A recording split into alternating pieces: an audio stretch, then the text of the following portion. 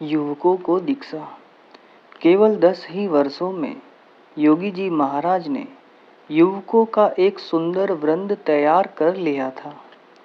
युवकों के लिए योगी जी महाराज की आज्ञा अक्सर यही रहती कि अपने घर पर भी सादगी से जिए, प्रति 5 दिनों के बाद उपवास करे, बिना सिरहाने वे चटाई पर ही सोए, ठंडे जल से स्नान करे, तिलक लगाए, बाहर का नहीं खाए, सिनेमा नाटक कभी नहीं देखे। योगी जी महाराज के उपदेश से ऐसे कई सुरक्षित नवयुवक साधु बनने को तैयार हो जाते तो वे कहते, बनाना है, बनोगे ना। उनके प्रेम भरे इन शब्दों को सुनकर पढ़े लिखे अनेक युवक उनके चरणों में समर्पित होने के लिए तैयार हो जाते हैं।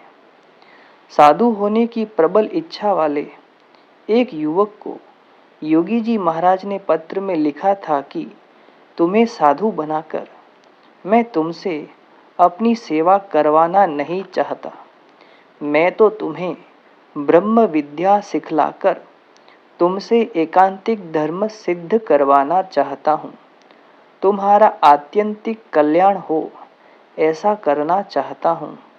तुम्हारे द्वारा लाखों को सत्संग का लाभ मिले, तुम अक्षर पुरुषोत्तम सिद्धांत तथा उनकी सेवा की भावना सारे जगत में फैलाओ, बस यही मेरी कामना है। ऐसे कई युवकों के माँ बाप ने योगी जी महाराज के उस महान आशय को समझकर हंसते चेहरे से अपने सुशिक्षित प्यारे पुत्रों को उनके चरणों में समर्पित कर दिया था। कॉलेज के सुशिक्षित युवकों का एक बड़ा समूह इन दिनों त्यागी दीक्षा लेने के लिए लालायित रहता था। संवत 2017 की वैशाख कृष्णा द्वादशी के दिन योगी जी महाराज की 70वीं जयंती के उपलक्ष्य में गढ़पुर मंदिर के शिखरों पर सुवर्ण कलशों की स्थापना हुई। उस अवसर के साथ साथ योगी जी महाराज ने 51 नवयुवकों को भागवती दीक्षा देकर साधु बनाया। अक्षर पुरुषोत्तम संप्रदाय के आध्यात्मिक इतिहास में यह दिवस सुनहरे अक्षरों में अंकित हो गया।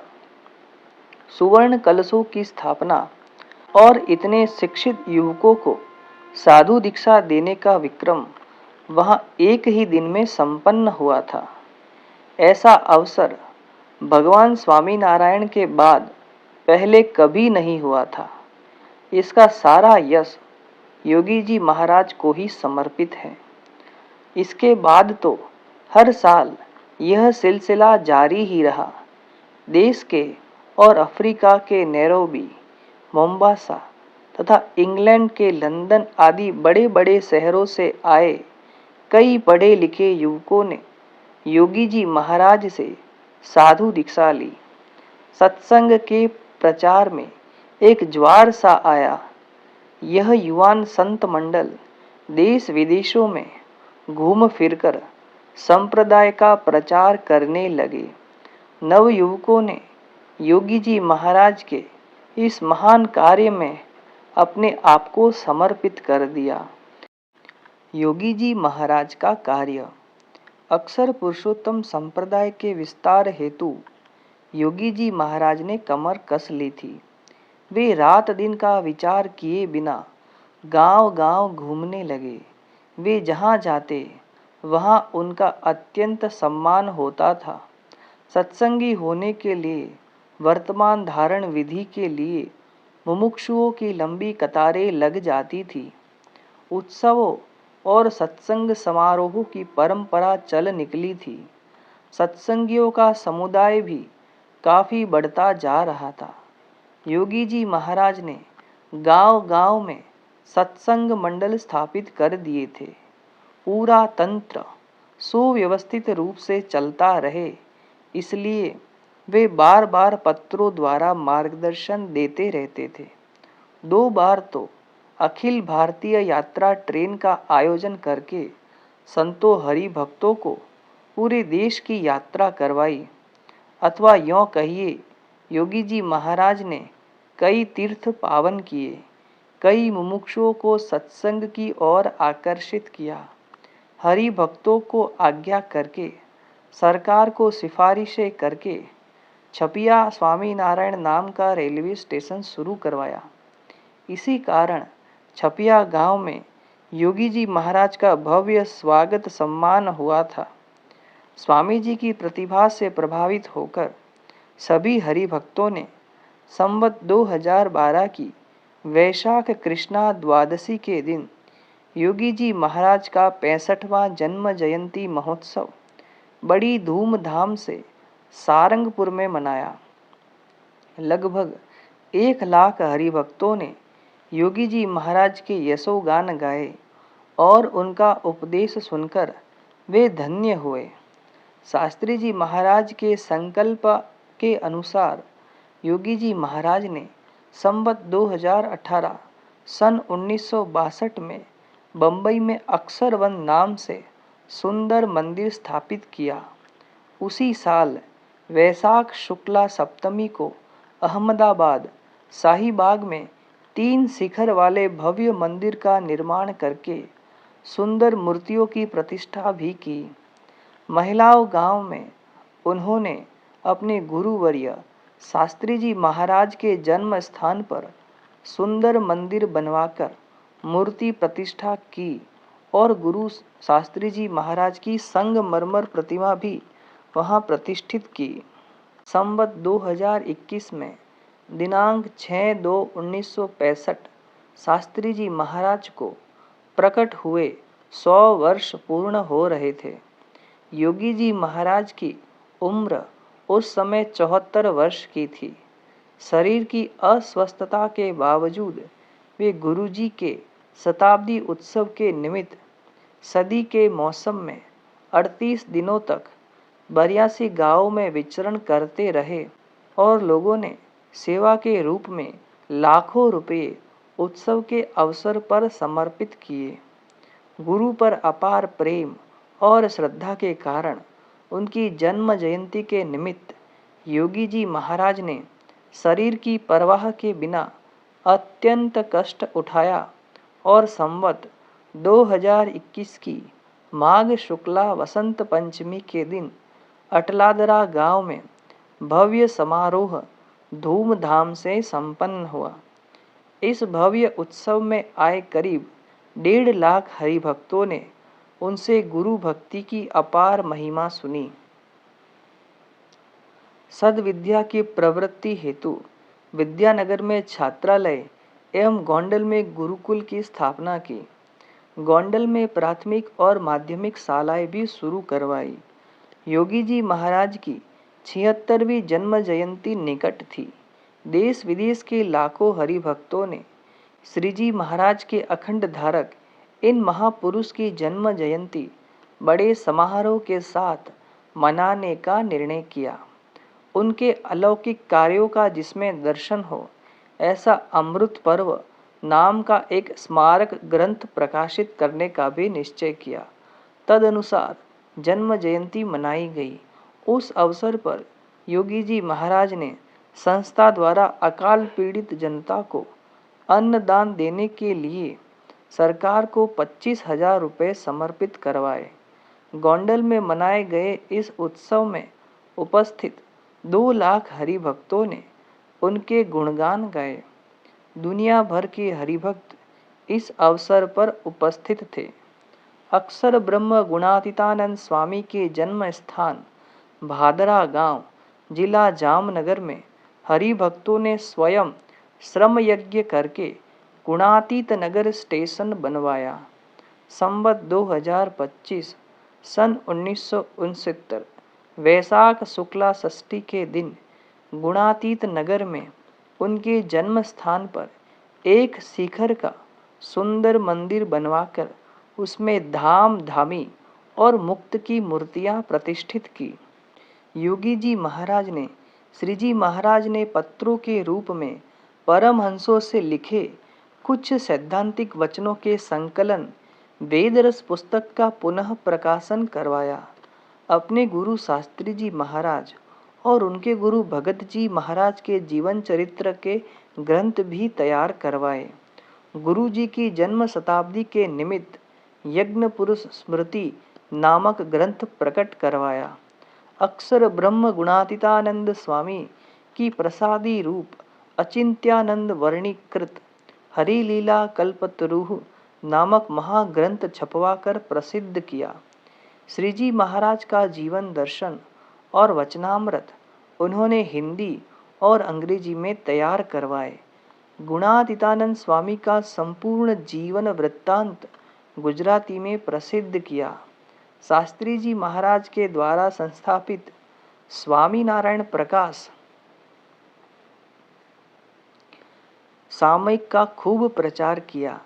घर घर में हरि भक्तों के हाथ में प्रकाश एवं पत्रिका पहुंचा दी। प्रत्येक केंद्र में रविवार के दिन सत्संग सभा होती थी। सभी को सत्संग संबंधी नियमित मार्गदर्शन मिलता रहे, इस दृष्टि से स्वामी नारायण सत्संग पत्रिका नामक एक साप्ताहिक पत्रिका शुरू की। उनसे दीक्षा लेने वाले नवयुवक संतों को संस्कृत का उच्च अध्ययन कराने के लिए उन्होंने मुंबई में संस्कृत पाठशाला की स्थापना की। विद्वान संत भी तैयार किए। उनकी प्रेरणा एवं आशीर्वाद से कई संतों ने शास्त्री एवं आचार्य की उपाधि प्राप्त की। कुछ संत तो भारत सरकार की शिष्यवृत्ति पाकर वाचस्पति यानी कि पीएचडी भी हुए। कुछ युवान संतों को संगीत में पारंगत करवाया। इसका पूरा यश योगी जी महाराज को ही है। योगी जी महाराज ने सैकड़ों हरि मंदिर बनवाए, सैकड़ों पारायण यज्ञ एवं ज्ञान शिविर का आयोजन करके लाखों शिष्यों को सत्संग का लाभ दिया। लाखों की संख्या में नए सत्संगी बनाए, सत्संग का खूब विकास किया। योगी जी महाराज की यह महानता थी कि सभी धर्मों के संत महंत और आचार्य लोग उनका अत्यंत आदर करते थे। केवल इतना ही नहीं, उनके आशीर्वाद तथा उनके मार्गदर्शन लेने के लिए उनके पास आते रहते थे। उनका यह कहना था कि योगी जी महाराज केवल स्वामी नारायण संप्रदाय वालों के ही नहीं परंतु सबके हैं, समग्र विश्व के हैं। इसका कारण यह था कि वे सबको सम्मान देते थे, सर्वधर्म समभाव रखते थे, किसी व्यक्ति या किसी धर्म की कभी निंदा नहीं करते थे, किसी की भी निंदा नहीं सुनते थे। हमारे देश में और अफ्रीका में कई बार राम मंदिरों में, शिवालयों में, देवी के मंदिरों में, सिखों के गुरुद्वाराओं में, जैनों के देरासरों में, ख्रिस्तियों के चर्चों में और कितने ही धर्माश्रमों में वे निसंकोच गए हैं और सभी धर्मों के प्रति उन्होंने अपना आदर भाव व्यक्त किया है। योगी जी महाराज ने लाखों विधर्मियों को स्वामीनारायण के आश्रित बनाए हैं। किसी भी धर्म या संप्रदाय का व्यक्ति हो, उनके संपर्क में जो भी आता वह श्रद्धा से नतमस्तक हो जाता तथा सत्संगी भी हो जाता। उन्होंने कई जैन, सिख, पारसी, मुसलमान, अफ्रीका के बासिंदे, नेटिव, यूरोपियन आदि कई परधर्मी तथा पर भाषाभाषी सज्जनों को सत्संगी बनाया है। इससे यह पता चलता है कि योगी जी महाराज का व्यक्तित्व कितना महान था। मूल्यों, सिद्धांतों और स्वधर्म का बलिदान देकर कई लोग सामाजिक सेवाओं का काम करते हैं, जिससे न तो उनको पूरी सफलता मिलती है और न तो उनके काम शोभा देते हैं। योगी जी महाराज ने अष्टांग ब्रह्मचर्य के साथ धन का हृदय से त्याग किया था। जीवन के अंत तक वे इन दोनों के त्याग में सुदृढ़ रहे। जीवन भर भगवान स्वामीनारायण की अल्प दिखने वाली आज्ञा का भी यथार्थ लकीर के फकीर बनकर उन्होंने पालन किया था। तभी वे इतने अद्भुत और ऊंचे कार्य संपन्न कर पाए। उनको सफलता भी मिली, यश भी मिला। समस्त जन समाज में वे आदरणीय और प्रातः स्मरणीय बने। अंध महाद्वीप को उजाला दिया। अफ्रीकी हरिभक्तों के सदाग्रह के वश में होकर संवत 2012 सन 1955 में योगी जी महाराज सर्वप्रथम अफ्रीका और एडन के प्रवास के लिए पधारे। मोम्बासा के भव्य मंदिर में मूर्ति प्रतिष्ठा करके अक्षर पुरुषोत्तम महाराज की स्थापना की। टरोरो गांव में यानी युगांडा में मुक्तराज मगन भाई के समाधि स्थान पर चरणारविंद स्थापित किए। हजारों नए सत्संगी बनाए। उत्सवों के द्वारा कितने स्थानों को तीर्थ रूप किया। हजारों मीलों की यात्रा करके अफ्रीका जैसे अंधेरे खंड को उजाला दिया। अफ्रीका में अनेक युवक मंडलों और सत्संग मंडलों की स्थापना हुई। निरंतर उनके स्नेहपूर्ण पत्रों के प्रवाह से हरिभक्तों में सत्संग का रंग चढ़ता ही गया। इतना रंग चढ़ा कि कंपाला, जिंजा और टरोरो में मंदिर तैयार हो गए। इन मंदिरों में मूर्ति प्रतिष्ठा करने के लिए फिर से अफ्रीका पधारने की वहाँ के हरिभक्तों ने योगी जी महाराज से विनती की। इसलिए संवत 2016 में सन 1960 में योगी जी महाराज पुनः अफ्रीका तथा एडन पधारे। कंपाला, जिंजा और टरोरो गांव में उन्होंने मंदिरों का निर्माण करके मूर्ति प्रतिष्ठा संपन्न की। इस धर्म यात्रा में 35,000 मील की यात्रा से 7 देशों के कुल 103 गांवों में विचरण किया।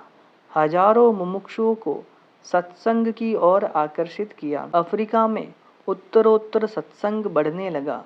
यूरोप के देशों में, लंदन, अमेरिका और कनाडा में सत्संग के बीज बोए गए। धीरे धीरे वहाँ सत्संगियों की संख्या बढ़ने लगी। अफ्रीका में गुलू और नैरोबी के हरिभक्तों ने बहुत बड़ी जमीन खरीदकर विशाल मंदिर बनवाए।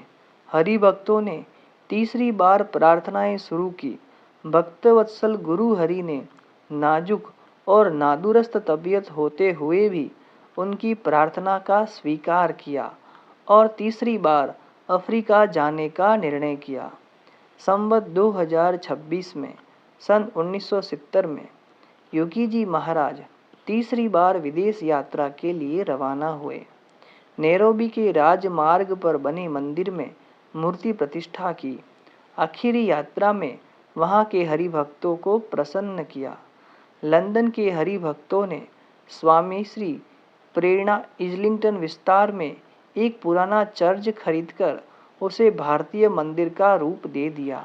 इस नूतन मंदिर में मूर्ति प्रतिष्ठा करने के लिए लंदन पधारने को योगी जी महाराज को आमंत्रण दिया। लंदन में बसे हजारों सत्संगियों की भावना के वश होकर स्वामी श्री ने आमंत्रण का स्वीकार किया और वे लंदन पधारे। लंदन के राजमार्ग पर पुलिस बैंड के साथ बड़ी धूमधाम से स्वागत यात्रा निकाली गई। लंदन के मध्य भाग इजलिंगटन में बने मंदिर में प्राण प्रतिष्ठा हो गई। स्वामी जी ने कई विदेशियों को सत्संग की ओर अभिमुख किया।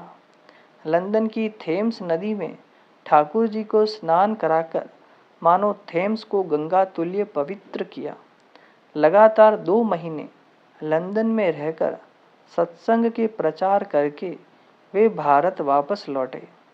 अमेरिका में सत्संग के प्रचार का काम जारी रखने के लिए उन्होंने 4 विद्वान संतों को अमेरिका भी भेजा। स्वागत और विदाई।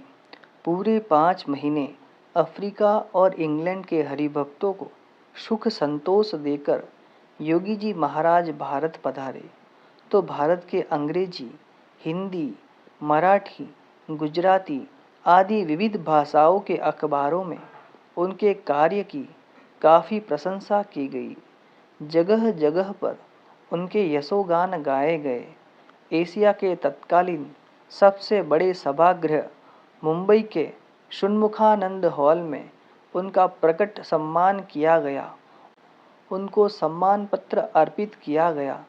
उस समय स्वामी चिन्मयानंद जी ने कहा कि हमारे युवक जब पाश्चात्य संस्कृति का अनुकरण कर रहे हैं, ऐसे समय में हमारे इन संत पुरुष ने केवल धर्म के प्रचार के लिए ही इतनी वृद्ध उम्र में भी विलायत तक का प्रवास किया, धर्म और नीति के संस्कार दिए। यह वास्तव में प्रशंसनीय बात है। बड़ौदा में भी स्वामी जी का भव्य सम्मान किया गया। गुजरात राज्य की तत्कालीन राजधानी अहमदाबाद में तो योगी जी महाराज की सम्मान यात्रा के 1 मील लंबे दृश्य दिखाई दे रहे थे। केंद्र स्थान पर विराजमान होकर योगी जी महाराज के दर्शन के लिए कम से कम 6 लाख लोगों की संख्या उमड़ पड़ी थी। शहर के प्रसिद्ध टैगोर हॉल में हुई सभा में गुजरात के उस समय के मुख्यमंत्री श्री हितेंद्र भाई देसाई, अन्य मंत्रीगण एवं विविध संप्रदाय के संत महंतों ने एक साथ बड़े आदर से अभिवादन किया। इस अवसर पर मुख्यमंत्री श्री हितेंद्र भाई देसाई ने कहा था, योगी जी महाराज का सम्मान अर्थात भारतीय संस्कृति का, सच्चे सनातनी महामानव का सम्मान है। योगी जी महाराज का सम्मान तो समस्त मानव जाति के समुद्धारक का सम्मान है। आज भारत में और इतर देशों में चारों ओर अशांति का साम्राज्य फैला है। उस अशांति को मिटाने वाले शांतिदाता के रूप में हम योगी जी महाराज का सम्मान कर रहे हैं। इसी प्रकार गुजरात के विभिन्न शहरों लीमड़ी, गढ़ड़ा, भावनगर, महुआ, अमरेली, राजकोट, गोंडल आदि स्थानों पर भी उनका भक्तिपूर्ण सम्मान हुआ। इतने बड़े बड़े सम्मान समारंभों के दौरान वे अपनी गुरु भक्ति और कर्तव्य परायणता को कभी नहीं भूले। शास्त्री जी महाराज के संकल्प के अनुसार उन्होंने सारंगपुर में तैयार हुए नूतन सुवर्ण सिंहासन में ठाकुर जी की आरती उतारी। भावनगर में तो मूसलाधार वर्षा होते हुए भी उन्होंने मंदिर का भूमि पूजन संपन्न किया। उसी तरह महुआ में शास्त्री जी महाराज के गुरु भगत जी महाराज के जन्म स्थान पर तैयार किए गए मंदिर में मूर्ति प्रतिष्ठा की। समस्त भारत के राजपुरुषों, शिक्षण शास्त्रियों, सामाजिक कार्यकर्ताओं, संतों, विविध धर्मों के महंतों, उद्योगपतियों, डॉक्टरों, वकीलों, देश सेवकों और नाना प्रकार के विभिन्न विशिष्ट व्यक्तियों ने उनके कार्यों की, उनकी धर्मनिष्ठा की मुक्त कंठ से प्रशंसा की। आखिरी 3 महीने वे गोंडल में रहे। वहां शरद पूर्णिमा के उत्सव के दिन अक्सर देहरी के पीछे संगमरमर के सुंदर सिंहासन पर गुरु शास्त्री जी महाराज की भव्य प्रतिमा की विधि पूर्वक प्रतिष्ठा की। गोंडल में रहकर सबकी मनोकामनाएं पूरी की। सभी हरिभक्तों को गोंडल बुलाकर उनसे मिले, उनको आशीर्वाद दिए। अनेक प्रकार के छोटे बड़े उत्सव करके सबकी स्मृति में हमेशा के लिए स्थान पा लिया। एक दिन वे अचानक रोगग्रस्त हो गए। उनकी अगम्य लीला को कोई भी समझ न सका। रोग बढ़ता गया। विशेष उपचार के लिए उनको मुंबई लाना जरूरी था। वे मुंबई पधारे और संवत 2027 की पौष कृष्णा एकादशी के दिन दिनांक 23 नवंबर 1971 दोपहर को करीब 1 बजे उपस्थित संतों और हरिभक्तों को जय स्वामीनारायण कहकर वे अपनी इच्छा से अक्षरधाम सिधार गए। उनके शरीर को विमान द्वारा गोंडल लाया गया। पौष कृष्णा द्वादशी के दिन उनके शरीर का षोडशोपचार पूजन करके अक्षर मंदिर की बाईं ओर विशाल खेत में देह का अग्नि संस्कार किया गया। उस समय देश विदेश के हजारों हरिभक्तों और बड़े बड़े महानुभावों ने सुहृदयता पूर्वक अपने आंसुओं से इन वात्सल्य मूर्ति संत को अंतिम श्रद्धांजलि दी। अग्नि संस्कार के उस पवित्र स्थान पर आज विशाल योगी स्मारक खड़ा है। योगी जी महाराज को क्या पसंद है?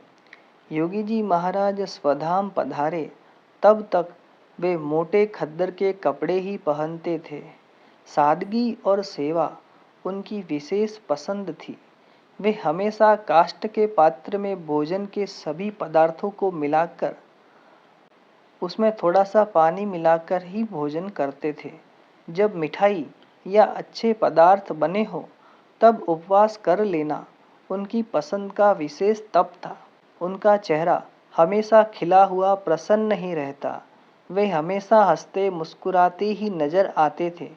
छोटा बड़ा कोई भी व्यक्ति उनके पास आता था, वे सबको प्यार से बुलाते, सभी का कुशल समाचार पूछते, सबको आशीर्वाद देते। सबके दुख दूर करने के लिए भगवान स्वामीनारायण को हमेशा प्रार्थना करते। स्वामीनारायण का धुन गान उनके मुख से हमेशा चलता ही रहता। योगी जी महाराज को छोटे बच्चे बहुत ही प्यारे थे। बच्चों को प्यार से बुलाकर पास बिठाते और वे उनसे धुन गवाते। स्वामी और नारायण, अक्षर और पुरुषोत्तम, आत्मा और परमात्मा, ब्रह्म और परब्रह्म। योगी जी महाराज बच्चों को एक साथ बैठाकर उनसे भजन गवाते, उनको कीर्तन और गुणातीतानंद स्वामी के उपदेशामृत से कुछ पंक्तियां सिखलाते। श्री जी महाराज और गुणातीतानंद स्वामी की बातें कहते। भगत जी महाराज और शास्त्री जी महाराज के प्रसंग सुनाते। पूजा और आरती करना समझाते और अंत में प्रसाद देकर उन्हें खूब प्रसन्न कर देते। योगी जी महाराज का उपदेश था कि प्रत्येक छात्र को प्रातः काल में ही बिस्तर छोड़ देना चाहिए, उठकर स्वामीनारायण का स्मरण करना चाहिए, स्नान ध्यान पूजन से निवृत्त होकर ठाकुर जी को दंडवत प्रणाम करने चाहिए, शिक्षा पत्री के कम से कम 5 श्लोक पढ़ने चाहिए, तदंतर अपनी पाठशाला का अध्ययन करना चाहिए। प्राथमिक माध्यमिक विद्यालय के विद्यार्थियों को कम से कम घर में प्रतिदिन 4 घंटे और महाविद्यालय कॉलेज के छात्रों को कम से कम 8 घंटे अध्ययन करना जरूरी है। चोरी तो किसी भी हालत में कभी भी नहीं करनी चाहिए। स्कूल तथा कॉलेज जाते समय हमेशा निसंकोच तिलक करना चाहिए। मंदिर, बाल मंडल, युवक मंडल में सत्संग के लिए प्रतिदिन नियमित जाना जरूरी है। गुणातीतानंद स्वामी का उपदेशामृत, वचनामृत और कीर्तन आदि धर्मशास्त्रों के मुख्य सिद्धांतों को कंठस्थ करना चाहिए। किसी की चीज को बिना उसके मालिक की इजाजत के कभी नहीं छूना चाहिए। रास्ते में पड़ी हुई कोई भी चीज यदि वह अपनी नहीं है तो उसे नहीं उठाना चाहिए। झूठ का तो हमेशा के लिए त्याग ही कर देना चाहिए। एकादशी का व्रत उपवास नियमित रूप से करना चाहिए। दूध पानी हमेशा छानकर ही पीना चाहिए। बीड़ी सिगारेट कभी नहीं पीना चाहिए। नाटक सिनेमा नहीं देखना चाहिए। होटल की और बाहर की खाद्य वस्तुएं कभी नहीं खानी चाहिए। योगी जी महाराज को ऐसे संस्कारी और चारित्र्यवान बाल युवक बहुत पसंद थे। वे अपने उपदेशों में और भी कई अमूल्य बातें बताते थे। योगी जी महाराज का उपदेश खाते पीते, घूमते फिरते, सोते जागते प्रत्येक क्रिया में सतत भगवान का स्मरण रहे। कम से कम 2 वचनामृतों और गुणातीतानंद स्वामी का उपदेशामृत की 10 बातों का नियमित रूप से पाठ करें। कंठस्थ किए गए कीर्तन, वचनामृत और गुणातीतानंद स्वामी का उपदेशामृत की पंक्तियों का पुनरावर्तन करते रहे। हमें इकट्ठे होकर जगत भर की फालतू बातें मत करना। व्यर्थ समय गंवाने के बजाय ज्ञान गोष्ठी करें, कथा वार्ता करें, भगवान और संतों की लीलाओं का स्मरण करें तथा महापुरुषों ने जो बातें कही हैं उनका मनन चिंतन करें। लगातार अपने दोषों को मिटाने की चिंता करें। क्रोध को तो अपने पास आने ही न दे। महापुरुषों के समक्ष निष्कपट भाव सरल भाव से पेश आए ताकि उनकी कृपा दृष्टि बनी रहे और हम निर्दोष हो जाए। ज्ञान प्राप्त करने से और सेवा करने से मनुष्य की प्रगति होती है। छोटी बड़ी किसी भी प्रकार की सेवा में लग जाना चाहिए। कथा वार्ता सुनने का व्यसन ही हो जाना चाहिए। नानक नाने हो रहिए, जैसी नानी दूब, घास फूस सब उड़ गया, दूब खूब की खूब। पानी के बहाव में अकड़कर खड़ा रहने वाला पेड़ बह जाता है, लेकिन छोटी सी दुर्वा जो कि पानी का बहाव आते ही ढल जाती है, उस पर से चाहे कितना भी पानी बह जाए वह नहीं बहती। उसी तरह अभिमानी एवं अक्कड़ न बने, किंतु निर्मानी होकर छोटी सेवा में अपने आप को लगा दे। देहाभिमान न आने दे तो हम उखड़ नहीं सकते। सत्संग में स्थिर बन जाएंगे तथा सत्संग में देश काल का व्यवधान नहीं टिकेगा।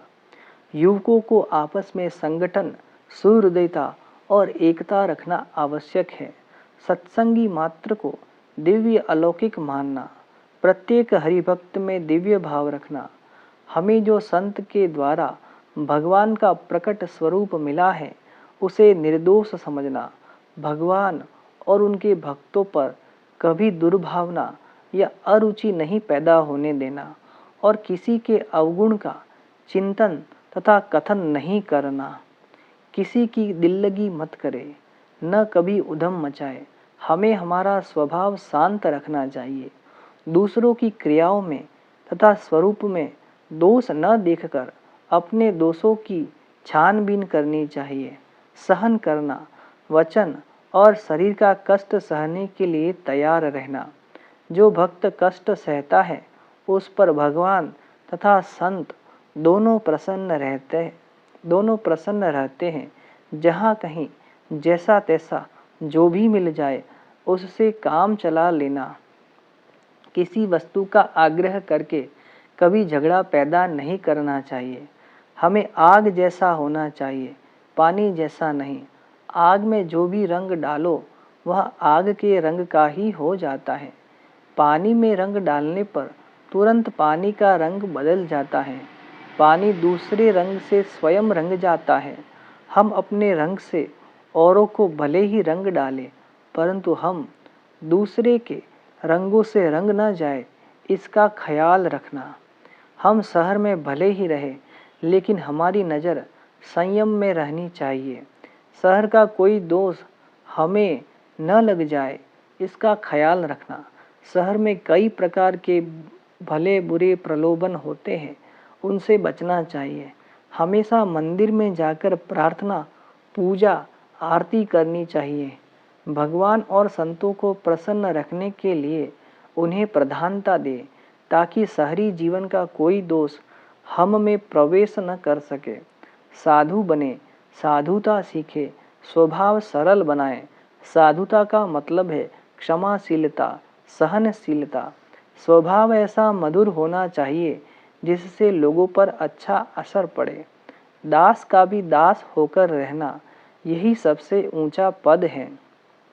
जूठे पत्तल उठाना, बर्तन मांजना, हरि भक्तों के कपड़े धोना, मंदिर के पाखाने साफ करना, चौके की सफाई करना आदि काम कर लेने चाहिए।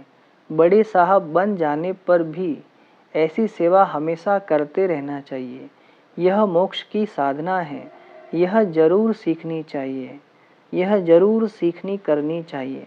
अहिंसा और ब्रह्मचर्य का पालन हमेशा हृदय से करना चाहिए।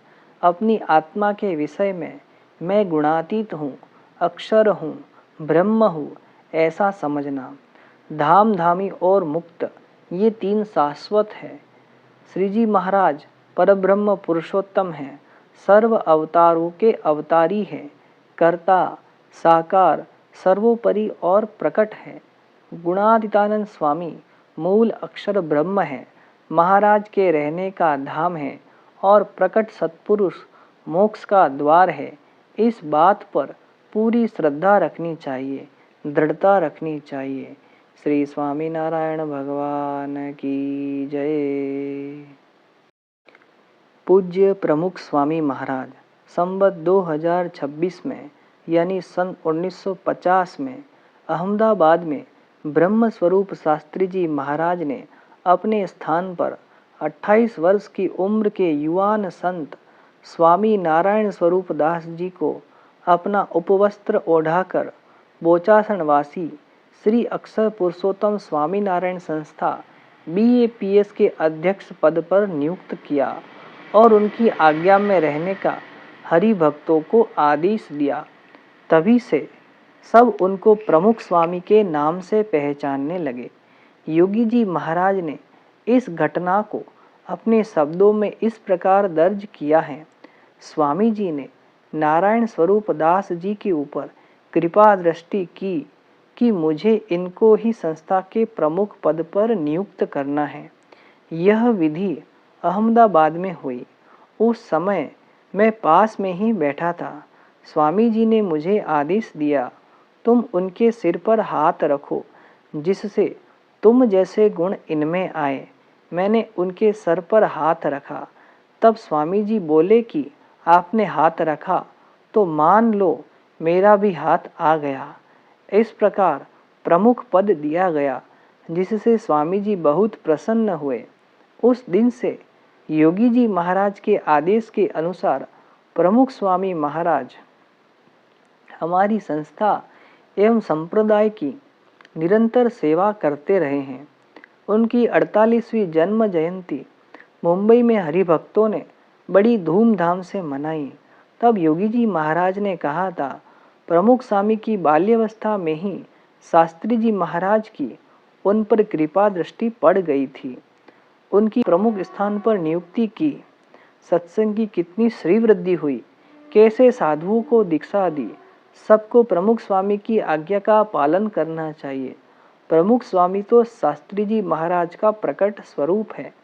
उनमें और प्रमुख स्वामी में तिल मात्र का भी फर्क नहीं है। ऐसा दिव्य भाव रखिए। हमको 700 साधु बनाने हैं। यह कार्य प्रमुख स्वामी के द्वारा संपन्न होगा। ऐसी भविष्यवाणी प्रमुख स्वामी महाराज के विषय में योगी जी महाराज ने पहले ही कर दी। अंतिम बीमारी के दिनों में योगी जी महाराज ने भक्तों से कहा था, प्रमुख स्वामी मेरा सर्वस्व है, आप सबको इनके द्वारा सुख मिलेगा। ब्रह्म स्वरूप योगी जी महाराज के अनुगामी के रूप में ब्रह्म स्वरूप प्रमुख स्वामी महाराज ने 95 वर्षों तक सभी भक्तों को दिव्य छत्र प्रदान किया। वर्तमान समय में उनके अनुगामी के रूप में प्रकट ब्रह्म स्वरूप महंत स्वामी महाराज विराजमान हैं और सभी भक्तों को सुख प्रदान कर रहे हैं। उनको प्रसन्न करके परमात्मा श्री जी महाराज की प्रसन्नता का अनुभव करे। श्री स्वामीनारायण भगवान की जय।